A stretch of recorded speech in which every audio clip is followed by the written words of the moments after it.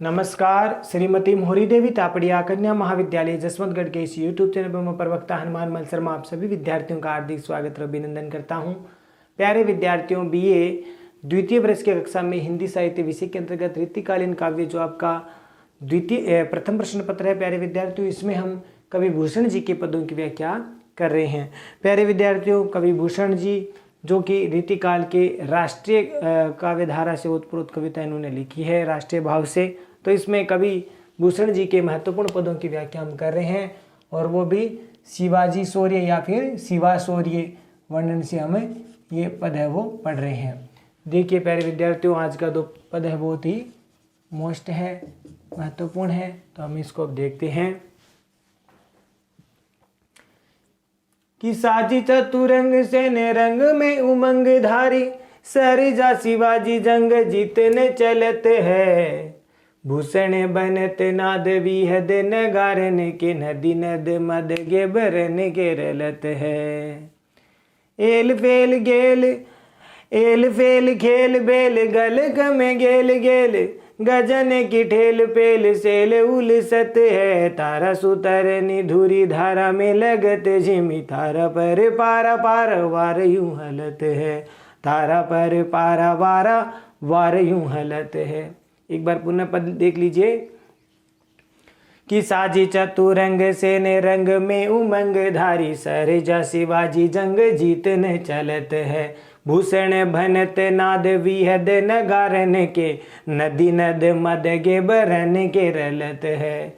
L fail खेल भेल खलक में गेल गेल, गजन की ठेल पेल सेल उलसत है। तारा सुतर निधुरी धारा में लगत झिमी, थारा पर पारा पारा वार यूं हलत है।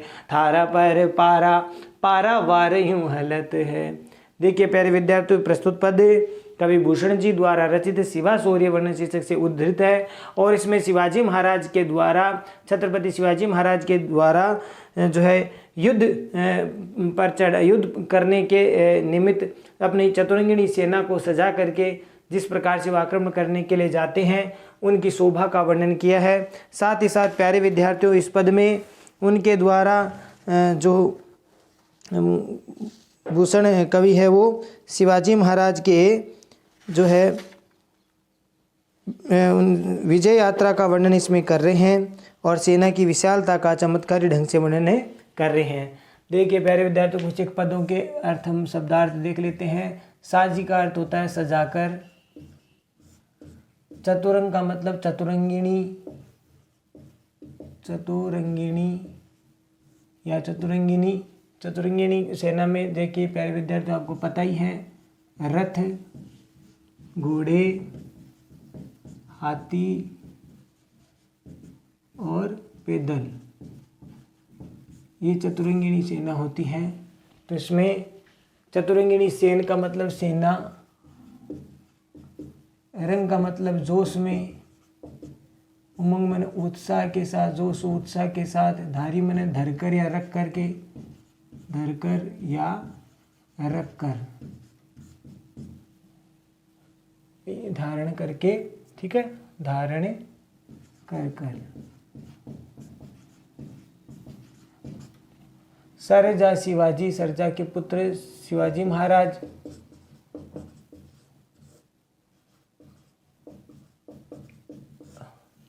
जंग मैंने युद्ध, जीतने चलत मैंने जीतने के लिए जाते हैं, जीतने के लिए जाते हैं। और भूषण भनत, भनत का मतलब वर्णन करना या कहना, वर्णन करते हैं। भूषण कवि भूषण वर्णन करते हैं कि नाद, नाद मने शोर या स्वर, बिहद मने तीव्र, अत्यधिक, नगारे मने नगाड़ों के, बड़े बड़े नगाड़ों के जो धुन है, स्वर है, शोर है, वो नदी, नदी में नदी, नद का नालों से है, नाले, नदी नाले, मद मन मद धारा, गेबरन का मतलब हाथियों की, गेबरन माने हाथियों की, रलत है माने मिलती है, या मद धारा एक तरह से बहती है। अर्थात जब वो शिवाजी महाराज की जो सेना के हाथी है वो एक साथ मिल कर के चलते हैं तो उसमें उनकी मद धारा से नदी नाले भी जो है उस मद धारा में बहने लग जाते हैं या उनमें डूब जाते हैं। एल फेल खेल का अर्थ देखिए प्यारे विद्यार्थी, एल खेल का मतलब हाथी घोड़े व जो पैदल सैनिक है, हाथी घोड़े जो पैदल सैनिक है उनके भेल का मतलब इकट्ठे या उनके टकराने से, खलक माने खलबली हलचल, गेल गेल का मतलब गली गली।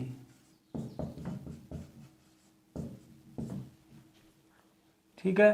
गजन माने हाथियों, ठेल पेल का मतलब होता है रेलम पेल या रेल पेल, रेलम पेल एक साथ मिल करके चलना। तो उससे क्या होगा, सेल माने पहाड़, उलसत माने उखड़ जाते हैं, फुर्सत का मतलब उखड़ जाते हैं। तारा सो माने तारे के समान, सो माने से, तारे सो माने समान, तारे के समान, तारे के जैसे, तारा तारे के जैसे, तारे के समान। तरनी का मतलब यहाँ लिख रहा हूँ मैं, यहाँ सूर्य, तरनी माने सूर्य। और धूरी धारा माने धूल की धारा में, धूल की धारा में। लगत माने लगता है, यहाँ लिख रहा हूँ मैं लगता है। जिमी माने जैसे, जैसे। थारा माने थाली या थाल। पर पारा का अर्थ यहाँ पानी से भी ले सकते हैं, पारा मतलब पारा जो धातु है उससे भी ले सकते हैं। पारावार का मतलब समुद्र, सागर। यूं माने इस प्रकार से। हिलत माने हिलता है या हिलता है। अब देखिए यहाँ पर प्यारे विद्यार्थियों इसका अर्थ। तो प्रस्तुत पद्यांश कवि भूषण जी द्वारा रचित शिवा शौर्य वर्ण से उद्गत है। इसमें शिवाजी महाराज की विजय यात्रा और उनकी विशाल सेना का वर्णन है वो इसमें किया गया है। तो प्यारे विद्यार्थियों देखते हैं हम कि साजी चतुरंग सेन रंग में उमंग धारी सरे जा शिवाजी जंग जीत न चलत है। देखिए जब शिवाजी महाराज युद्ध क्षेत्र की ओर प्रस्थान करते हैं तब वे अपनी सारी जो चतुरंगिणी सेना है उसको सजा करके, साजी चतुरंग सेन माने चतुरंगिणी सेना को सजा करके और बड़े जोश और उमंग के साथ भर करके, धारण करके, अपने मन में जोश और उत्साह को धारण करके रख करके जब शिवाजी महाराज घोड़े पर सवार होकर युद्ध जीतने के लिए चलते हैं तब उनकी शोभा बड़ी अनोखी होती है। जंग जीते न चलत माने युद्ध को जीतने के लिए, जंग को जीतने के लिए जब चलते हैं तो उनकी शोभा बड़ी अद्वितीय होती है, बहुत अनोखी होती है। आगे भूषण कवि दे के वर्णन करते हैं कि भूषण बनत नाद विहद नगारन के नदी नद मद गे बरन के रलत है। भूषण कवि कहते हैं जब युद्ध क्षेत्र में जो बड़े बड़े जब नगाड़े बजते हैं तो उस समय उन नगाड़ों की भयानक जो ध्वनियां है, उन नगाड़ों की भयानक जो स्वर है, भयानक जो आवाज़ है वो चारों ओर क्या होती है, गूंजने लग जाती है। तो भूषण बना, तो मैंने भूषण कवि वर्णन करते हैं कि शिवाजी महाराज की युद्ध की चढ़ाई के अवसर पर युद्ध करने के लालसा से जब वो चढ़ाई करते हैं तो उस समय उनके युद्ध में जो युद्ध घोष करने वाले जो नगाड़े होते हैं वे उन बड़े बड़े नगाड़ों की तीव्र ध्वनि से चारों ओर क्या हो जाते हैं, शोर हो जाता है, यानी शत्रु पक्ष के सैनिक है वो थरथराने लग जाते हैं। तो इस प्रकार से यहाँ पर शिवाजी महाराज के बड़े बड़े नगाड़ों की जो ध्वनियाँ है वो बहुत ही भयानक होती है। और नदी नद मद गेबरन के रलत है। और शिवाजी महाराज के जब बहुत सारे बड़े बड़े जब हाथी युद्ध के लिए प्रस्थान करते हैं तो उन बड़े बड़े हाथियों के आपस में मिलकर के चलने से एक तरह से उनकी मदधारा बहती है। तो शिवाजी महाराज के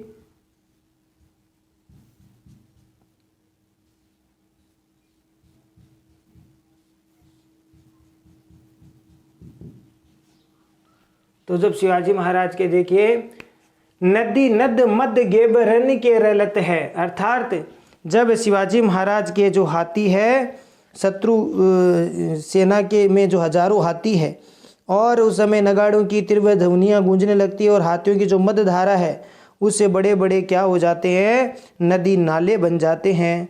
उनकी सेना में हजारों हाथी है और जिनके कानों से या गंड स्थल से जो है मद धारा की बड़ी बड़ी नदियाँ और नाले आकार धारण कर लेते हैं।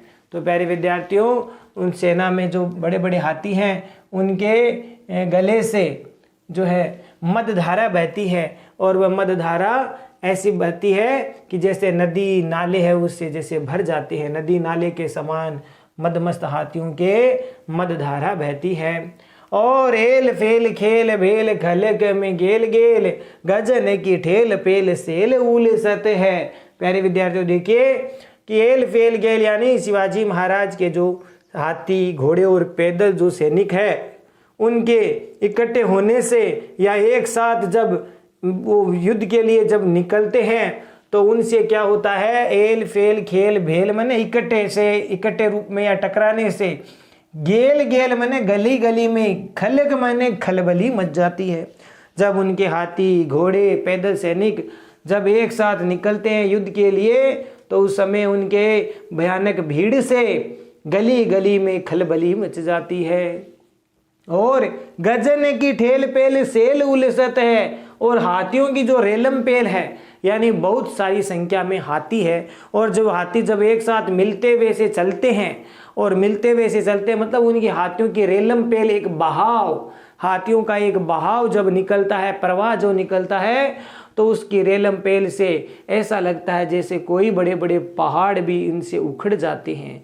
यानी हाथियों की रेलम पेल से बड़े बड़े पहाड़ भी क्या हो जाते हैं, पहाड़ भी उखड़ जाते हैं। इस प्रकार से यहाँ पर बड़ा अतिशयोक्तिपूर्ण अलंकार से युक्त यहाँ पर पद है, वर्णन किया गया है कि हाथियों के चलने से और उनकी रेलम पेल से बड़े बड़े पहाड़ भी उखड़े जाते हैं। तारा सुतरनी धूरी धारा में लगत जिमी।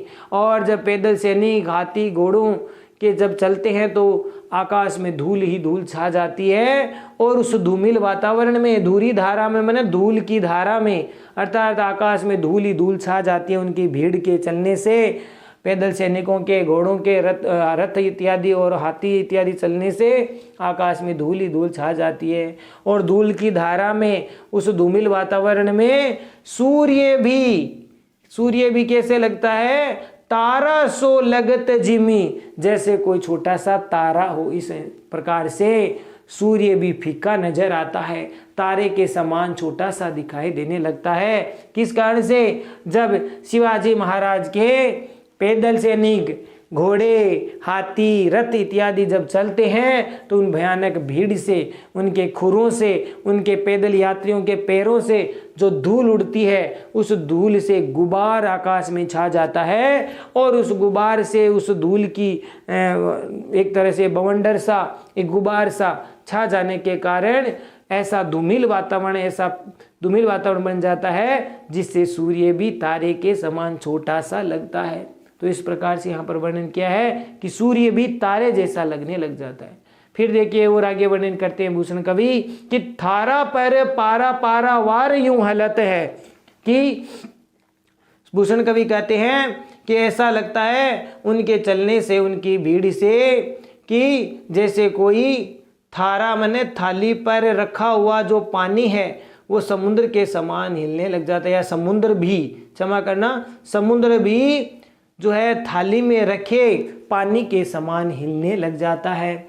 यानी उस धूल के धुएं से या उस धूल के गुबार से समुद्र भी थाली में रखे हुए पानी के समान हिलता हुआ सा प्रतीत होता है। या इसका दूसरा अर्थ हम यूं कह सकते हैं कि उस धुएं के कारण समुद्र भी थाली में रखे हुए पारे के समान लगता है। और या जिस प्रकार से पानी थाली में रखा हुआ जो मिट्टी का पानी है, मिट्टी है और उसमें पानी है तो वो कण है एक दूसरे चमकते हुए से दिखते हैं, इस प्रकार से हिलता हुआ सा सागर वहाँ पर दिखाई दे रहा है।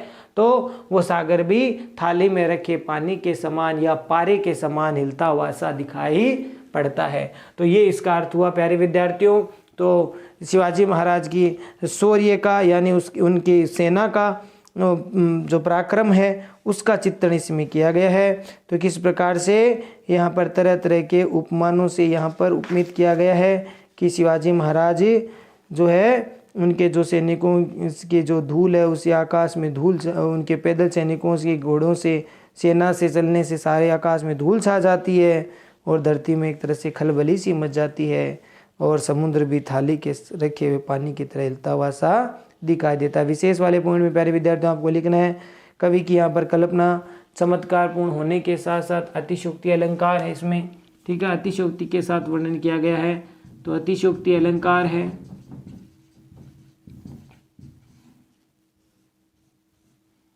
अतिशयोक्तिपूर्ण यहाँ पर वर्णन है वो कवि द्वारा किया गया है। साथ ही साथ प्यारे विद्यार्थियों इसमें आपको क्या लिखना है, इसमें आपको लिखना है इसमें अनुप्रास है, यमक है, पुनरुक्ति प्रकाश अलंकार है और विप्सा अलंकार का भी प्रयोग किया गया है। देखिए अनुप्रास तो ही है, पुनरुक्ति प्रकाश अलंकार है, एक ही शब्द बार बार आ रहे हैं अर्थ भी एक ही रहे तो पुनरुक्ति प्रकाश है, यमक अलंकार भी है, उत्प्रेक्षा अलंकार भी अंतिम पंक्तियों में उत्प्रेक्षा अलंकार है, विप्सा अलंकार है। तो इस प्रकार से ये अलंकार हो गए, भाषा ब्रिज है ये। साथ ही साथ इसमें प्यारे विद्यार्थियों मनहरण कवित छंद है, उसकी पद मैत्री नाद सौंदर्य उचित है। छंद कौन सा है, कवित छंद, ध्यान रखना, वो भी कौन सा, मनहरण कवित छंद है। और मनहरण कवित छंद की पद मैत्री और नाद सौंदर्य बड़ा उचित है। तो आशा करता हूँ प्यारे विद्यार्थियों पद आपको ठीक से समझ में आ गया होगा। शिवाजी महाराज के युद्ध की चढ़ाई का यहाँ पर वर्णन किया गया है और उनकी सेना की विशालता, उनके हाथी घोड़ों की विशालता का चित्रण इसमें किया गया है। तो आशा करता हूँ आपको समझ में आ गया होगा।